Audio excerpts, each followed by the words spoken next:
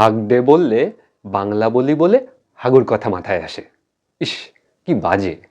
ভালো কথা, ঠিকঠাক হাগু হলে যেমন শান্তি, ঠিকঠাক জনকে হাগ না করলে কিন্তু অশান্তি। যেমন কাজের মাসিকে মালিক, বাড়ির মিস্ত্রিকে মালকিন, শ্বশুর বৌমা কিংবা জামাই শাশুড়ি ইত্যাদি খবরে টবরে পড়ি, জড়াজড়ি ধরাধরি কেলেঙ্কারি। তবে যেটা দরকারি, যখন কেউ সমস্যায় আছে সে যেন একা হয়ে না পড়ুক, কেউ তাকে উৎসাহ দিক, জাপটে ধরুক, শত্রুতা ভুলে বন্ধু বন্ধুকে জড়িয়ে ধরুক, অভিমান ফেলে সম্পর্ক আবার সংসার শুরু করুক। এ তো গেল ঠিক জন। এবার আসে ঠিক জোন, মানে জায়গা। জড়িয়ে ধরার লাইসেন্স আছে বলেই কোনো কাপল যদি রাস্তায় পাড়ার মোড়ে একে অপরকে জড়িয়ে ধরে তো দেখে লোকে প্রথমে সাইলেন্ট হয়ে যাবে ঘাবড়ে গিয়ে, আর তারপর ভায়োলেন্ট হয়ে উঠবে। এসব আমাদের সিনেমায় চলে, সমাজে চলে না।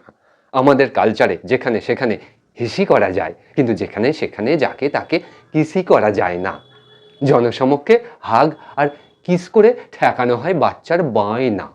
হাগ ডে আর কিস ডে তাই বুঝে শুনে পালনীয়, নইলে বিড়ম্বনা।